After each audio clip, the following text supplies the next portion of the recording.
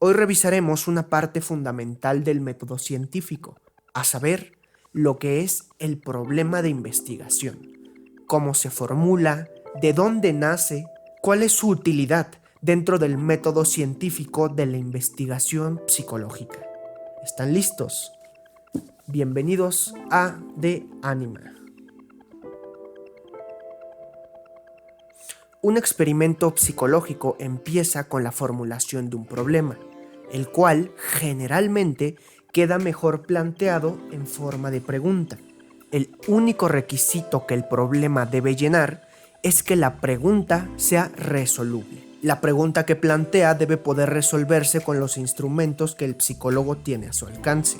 Fuera de esto, el problema puede interesarle en cualquier aspecto de la conducta, independientemente de que para la investigación sea importante o trivial.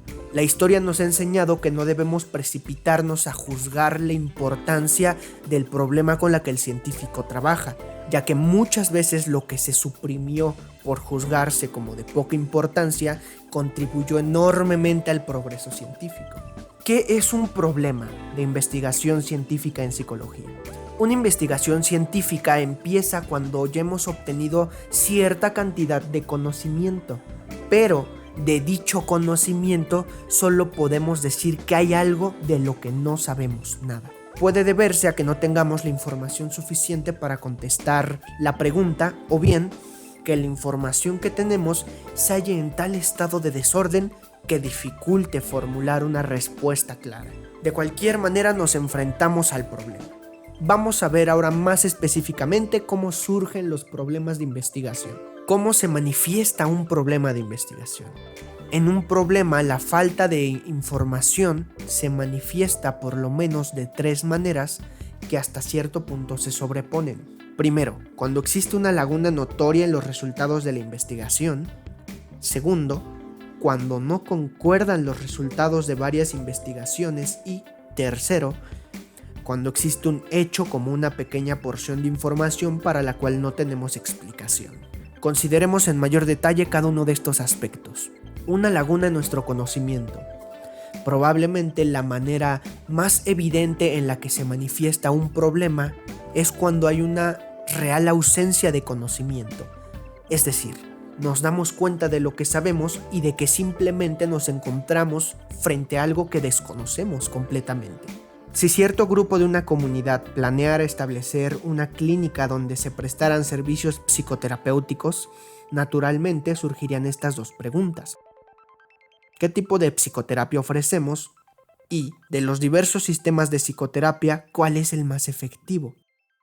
Aunque estas 2 preguntas son de extrema importancia, existen pocos estudios científicamente aceptables que nos indiquen su respuesta. Aquí existe una evidente laguna en nuestros conocimientos, de ahí que se requiera la obtención de datos tendientes a cubrir dicha laguna. Los estudiantes en sus clases llevan a cabo con mucha frecuencia experimentos para resolver problemas de esta naturaleza. Se tornan curiosos acerca del por qué ocurre un tipo determinado de conducta, si un cierto tipo de conducta puede ser producido por un estímulo determinado, si un cierto tipo de conducta está relacionado con otro tipo de conducta, etcétera, etcétera. Una observación casual normalmente lleva a los estudiantes a despertar su curiosidad y presentar un problema de investigación. Una estudiante, por ejemplo, había desarrollado el hábito de colocar su cabeza entre sus rodillas cuando tenía que responder a preguntas muy difíciles de un examen. Ella pensaba que esta conducta facilitaba su habilidad para resolver problemas, y su razonamiento era que en esa posición le llegaba más sangre al cerebro. Por extraño que esto parezca, o a pesar de la extrañeza que causó a sus maestros, a quienes como resultado se les creó un problema, pues ¿dónde diablos se había metido los apuntes plagiados que evidentemente estaba estudiando? Tal fenómeno es posible. Aparentemente ahí no se encontraban datos relevantes. Consecuentemente, los estudiantes en la clase llevaron a cabo un experimento bastante honesto, algo poco común. Pidieron a los sujetos resolver problemas que se les presentaban verbalmente a medida que sus posiciones corporales eran manipuladas sistemáticamente en el espacio. Ahora, vamos al tópico resultados contradictorios, para entender cómo pueden diferir los resultados de diferentes experimentos para resolver el mismo problema. revisemos 3 experimentos interesantes. Los experimentos fueron muy similares y todos estaban enfocados en responder la pregunta: cuando una persona está aprendiendo una tarea, ¿son más benéficas las pausas de descanso si se centraran al principio de la sesión de la práctica que si se centraran en la parte final?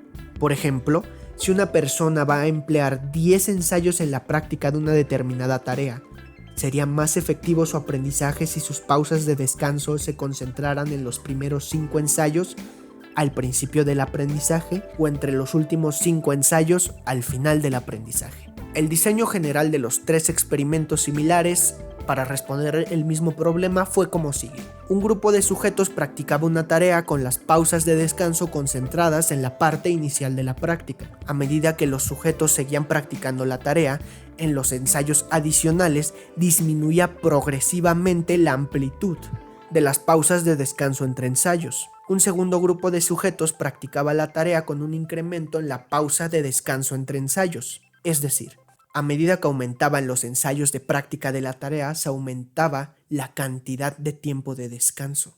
El primer experimento indicó que era mejor el incremento progresivo de los periodos de reposo. El segundo experimento mostró que el decremento progresivo de los periodos de reposo genera un mayor aprendizaje, mientras que el tercer experimento indicó que los efectos de decremento o incremento del periodo progresivo son más o menos lo mismo. ¿Por qué nos proporcionan resultados contradictorios estos 3 experimentos similares que intentan resolver el mismo problema? Posiblemente la razón detrás de esto es que uno o más de estos experimentos se hayan realizado inadecuadamente, no hayan puesto especial atención al método científico o que se hayan violado algunos principios básicos del método científico. El error más común que se suele presentar y el que es probable que se haya presentado aquí en sus experimentos es la falla del control de variables extrañas importantes, con el objeto de demostrar brevemente cómo dicha falla puede producir resultados contradictorios.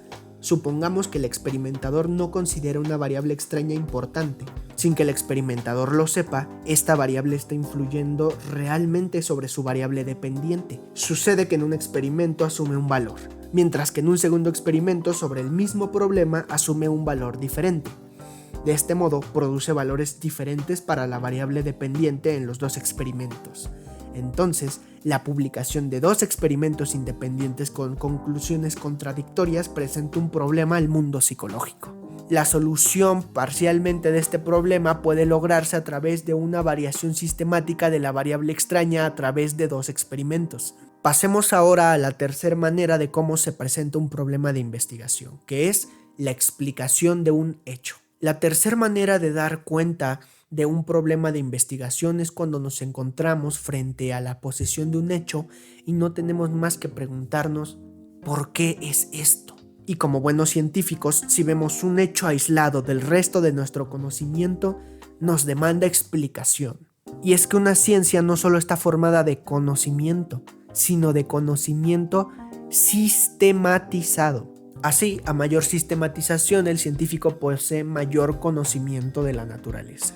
Por ello, cuando se adquiere un hecho nuevo, el científico trata de relacionarlo con el cuerpo de conocimiento ya existente, pero no sabe exactamente en qué parte de su marco de referencia de conocimiento encaja el nuevo hecho, o aún, si tras la reflexión suficiente es capaz de relacionar apropiadamente al nuevo hecho con el conocimiento existente, puede decirse que lo ha explicado. Este hecho no presenta más problemas. Pero si por el otro lado, este hecho no encaja en ningún marco de referencia, se hace evidente un problema de investigación. Se hace necesaria la obtención de información adicional para que el científico espere eventualmente que el nuevo hecho se relacione con la información adicional, de tal manera que sea explicado. A través de este proceso gradual, el entendimiento científico y el control de la naturaleza se amplían. Para ilustrar esta situación, demos un breve ejemplo. Un día Henri Becquerel encontró que se había velado un pedazo de película fotográfica. No pudo explicar esto inmediatamente, pero pensando en ello, notó que había estado cerca del rollo un pedazo de uranio antes de que se velara. Las teorías existentes no sugerían que hubiera ninguna relación entre el uranio y la película velada. Pero, Becquerel supuso que los dos eventos estaban relacionados entre sí. Con el objeto de relacionar los eventos más específicamente, tuvo que postular que el uranio producía un cierto tipo único de energía. Trabajando con estas bases, a la larga determinó que el metal producía energía radiactiva, lo que causaba que se velara la película, y este descubrimiento le hizo obtener el premio Nobel. Este descubrimiento condujo a una serie de avances que han resultado al presente ser las teorías de la radiactividad. Y como último punto, y no por ello menos importante, sino al contrario, tenemos que decir que un problema científico tiene que ser resoluble. Lo que tú planteas tiene que tener solución, si no, no es un problema. En el mejor de los casos, sería un pseudo problema, un falso problema, generalmente filosófico. Respecto a esto hay una variedad de interesantes discusiones. Por ejemplo, hay quien desde un lado dice, desde el lado de los filósofos dice, no, pues es que la filosofía llega allá donde la ciencia no puede llegar. Entonces, los problemas, una vez que resolvamos los problemas de la filosofía, vamos a ver más allá del tema. Lo que la ciencia no puede, échenlo a nosotros lo resolvemos. Por el otro lado, hay quien dice, desde la perspectiva científica, este problema científico se puede resolver por medio de esta teoría filosófica. Y creen que es importante lo uno con lo otro. Y por el otro lado, en una minoría, estamos los que pensamos o los que suponemos, desde la filosofía del lenguaje, que los problemas filosóficos son falsos problemas y lo único que tienen es disolución. Por eso nunca van a poder ser problemas científicos. Y que los problemas de la ciencia tienen que ser problemas formulados de tal manera que sean resolubles. Bueno, hasta aquí la presentación. Espero que les haya resultado interesante el tema. Referencias. No sé si se ve. Nos vemos.